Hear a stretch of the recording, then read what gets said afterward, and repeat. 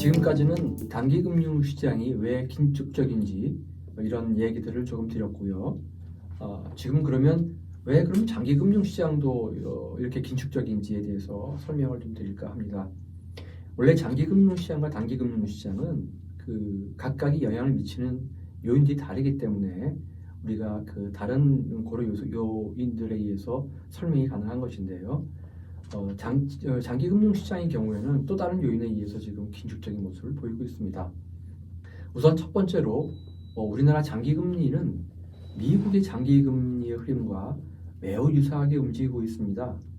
따라서 최근에 미국 국채금리가 아주 급등을 했기 때문에 우리나라의 장기금리도 그 영향을 받고 있다, 이렇게 말씀을 드리겠습니다.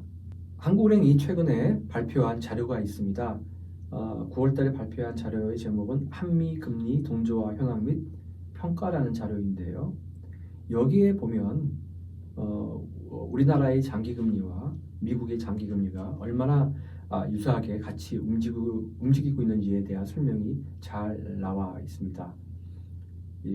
그래서 이 평가 보고서에 의하면 금융위기 이후에 지금까지 한미 장기금리 10년 기준입니다.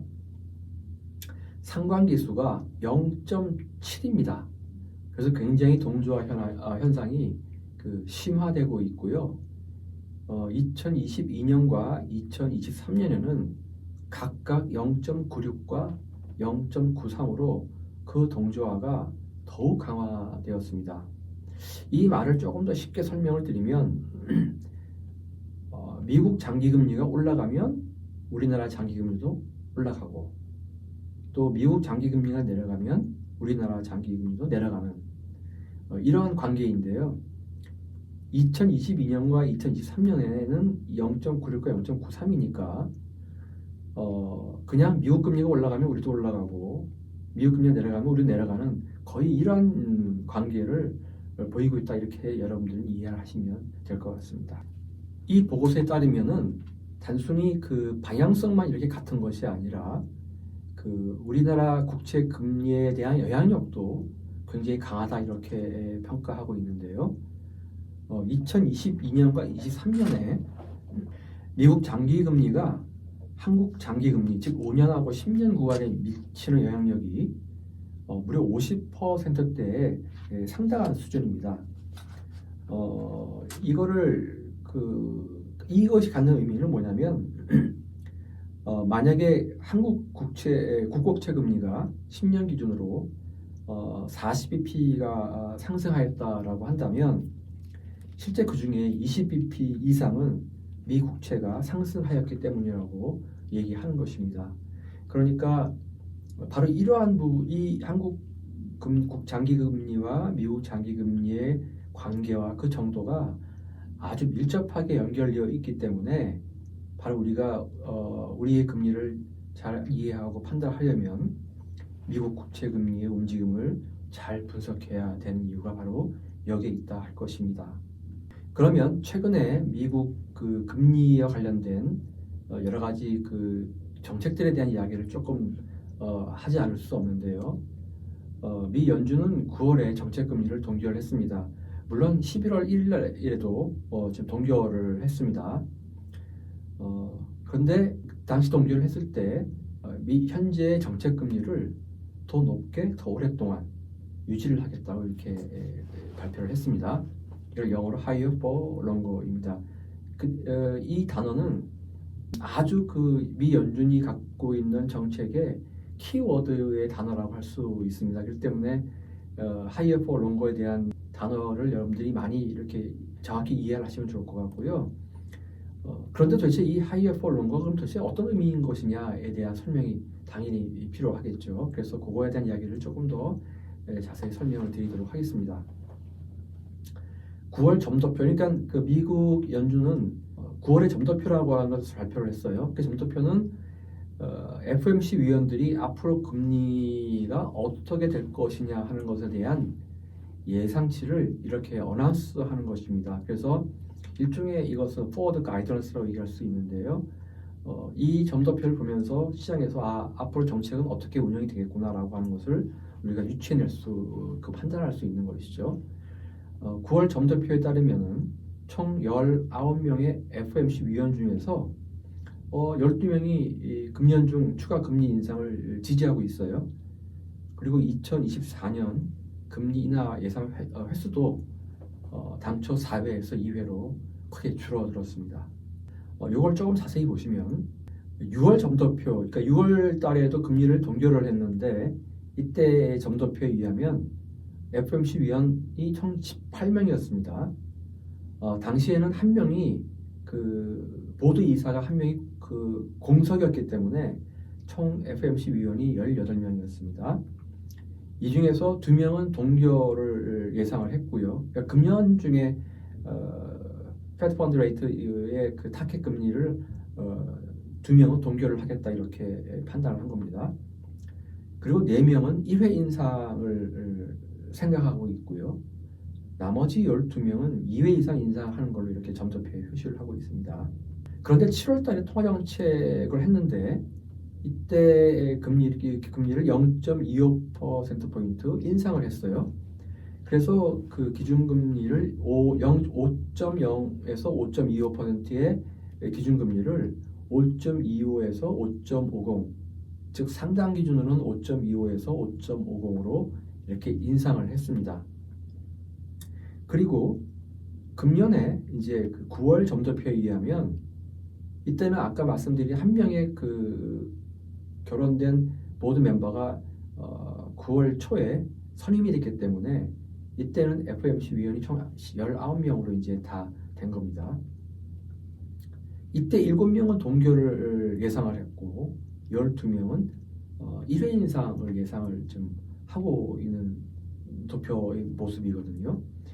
그러면 6월하고 9월을 비교해 보면 2명은 동결을 예상했는데 7월에 정책금리가 올랐기 때문에 당연히 동결이라고 생각할 수 있겠죠. 그리고 4명은 1회 인상을 생각하고 있는데 7월에 금리를 올렸기 때문에 당연히 그 9월에서는 나는 동결이야 라고 생각을 하겠죠. 그러니까 이 6명은 그대로 동결이 된 겁니다. 그 다음에 12명은 1회 이상 인상을 주장했었는데 7월에 금리를 한번 올렸기 때문에 결과적으로 12명은 1회 인상을 지금 생각하고 있는 것이니까 사실 6월과 9월의 그 점도표는 매우 일관성이 있는 그 정책이다 이렇게 볼 수 있는 것입니다. 그리고 2024년도에 그 예상치를 보면 6월달 점도표에 의하면 2024년이 4회 인하를 기대하고 있었었는데 이번 9월 점도표에 의하면 2회 인하 기대를 갖고 있습니다. 그러니까 이 당시에는 적어도 11월 또는 12월 중에 한 번은 더 금리를 올릴 수 있겠다라고 이제 예상을 했던 것이죠. 그런데 11월 1일 날 FOMC에서는 동결을 했지 않습니까? 그러니까 이 예상대로라면 금년 12월 중에 정책 금리를 상당 기준으로 5.75%로 인상할 가능성이 있다 이렇게 말씀을 드리고요. 내년 말 예상치가 이제 4.75%에서 5.25%로 상승을 했기 때문에 미국채 금리가 9월 이후에 아주 급등을 하게 되었습니다. 11월 1일 날 FOMC 회의가 있었는데 일단 이때 분위기는 조금 반전이 되었습니다. 금리가 좀 더 장기 금리가 하락을 하고 주가가 상승하는 등 좀 분위기가 반전이 되었습니다. 왜냐하면 그 포웰 의장이 기자 간담회에서 좀 비둘기적인 입장을 취했기 때문인데요. 4, 4분기에 경기가 좀 둔화될 것이다 하는 좀 예상이 있습니다. 3, 4분기에 워낙 경기가 좋았기 때문에. 그 다음에 포웰 의장은 이렇게 기자 간담회에서 얘기를 했어요. 점도표는 시간이 지날수록 퇴색될 수 있는 것이다. 이렇게 해서 이것이 꼭 정책의 방향을 반드시 추동하는 것은 아니다. 이렇게 얘기를 했습니다. 그 다음에 최근에 이제 장기금리가 아주 급등을 하면서 이 장기금리 급등에 따른 금융 여건 긴축이 이 동결의 또 고려 요인이다. 이렇게 좀 얘기를 했습니다. 그러다 보니까 이제 이게 거의 그 금리 인상이 거의 마지막 단계에 온 게 아니냐 한 이런 시장의 시각들이 이제 생긴 것이죠. 그리고 이제 미 재무부에서도 미 국채 발행 계획을 잡을 때 조금 물량을 조절을 했습니다. 그래서 20년하고 30년물에 대한 비중을 좀 줄였고요.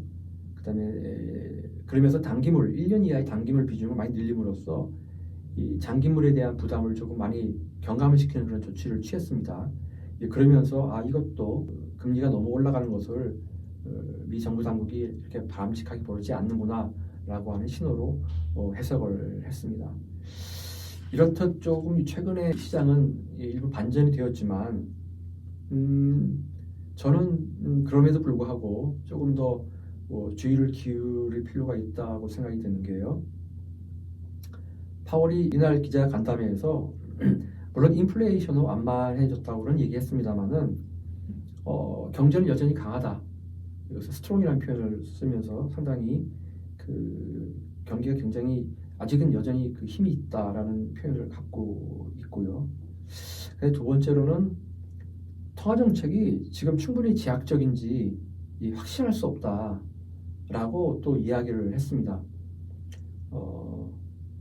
그리고 세 번째로는 기준금리를 2번 동결했기 때문에 금리를 올릴 수 없을 거야 라고 이렇게 생각하는 것은 사실이 아니다 또 이렇게 주장을 했어요.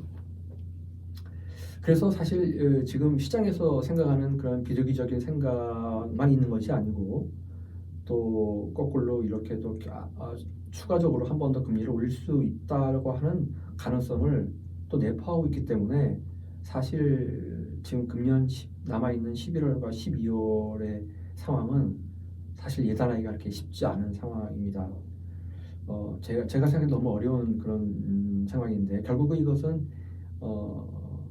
추가적으로 금리를 열어놓긴 했지만 시장에서 기대하는 대로 충분히 올라올 만큼 올라왔다 이렇게 평가가 되긴 합니다.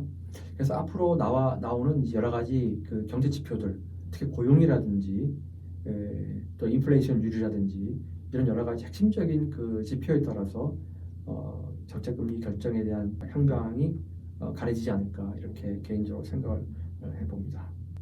그래서 점도표에 따르면은 금년 12월 중에는 정책금리를 상당 기준으로 유례도 인상해서 5.75%로 인상을 하고 내년 말 예상치가 4.75%에서 5.25%로 상승을 해서 미국 채금리가 이렇게 9월에 급등을 했는데 11월 1일에 그 상황에 비춰보면 좀 그 가능성은 낮다 이렇게 볼 수 있습니다. 그래서 지금 시장에서 CME라고 해서 시카고 그 상품 거래소에서의 그 12월 미 연준의 금리 인상 가능성은 11월 2일 기준으로 한 22%로 되게 낮게 보고 있습니다. 그러나 퍼엘의 그 11월 1일 기자 간담회의 내용을 보면 또 한편으로 굉장히 그 금리 인상 가능성을 또 열어놓고 있기 때문에 현재는 거의 균형을 이루고 있다 이렇게 말씀드릴 수 있습니다. 이렇듯 그 우리나라의 장기 금리는 그 미국의 장기 금리와 이렇게 직결되어 있기 때문에 우리나라의 그 미국의 금리가 올라가면서 우리나라의 장기 금리도 이렇게 상당히 올라가고 있다 이렇게 말씀을 드릴 수 있을 것 같고요.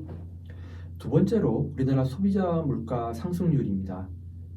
최근에 유가 상승의 영향으로 9월 달에 3.7%를 보여주고 있거든요. 이건 8월에 3.4%에 이어서 연속 3%대를 보여주고 있는데 지금 10월에도 3.8%로 오히려 9월보다 지금 더 높이 나타나고 있습니다. 거기다가 최근 중동에서의 지정학적인 리스크의 요인도 유가 상승을 유발했기 때문에 우리가 목표로 하고 있는 인플레이션 2%를 달성하는데 당분간 좀 어려움이 있지 않을까 이렇게 생각이 듭니다.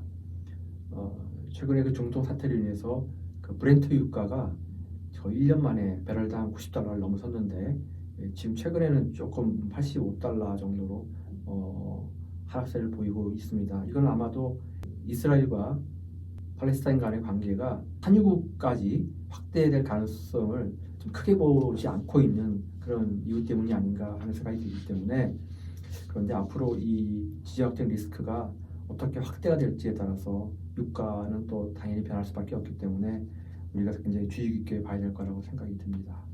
그리고 끝으로 지금 우리나라도 여전히 고금리 상태에 있기 때문에 PF 대출이 부실 우려가 여전히 좀 남아 있고요. 그다음에 한전의 적자도 여전히 지금 해결이 되지 않은 상태로 남아 있기 때문에 이 PF 대출과 한전 적자에 따른 한전채 발행 문제가 아직은 사실 해결이 되어 있지 않기 때문에 여전히 불확실성이 남아 있는 상태로 지금 잠복되어 있고요. 무엇보다도 가계부채의 누중이 매우 우려스러운 부분입니다. 금년에 그 4월에서 9월 중에 은행의 가계대출이 무려 30.1조 원이나 증가해서 다시 가계부채가 금년 1, 4분기에 감소했으나 다시 급등하고 있기 때문에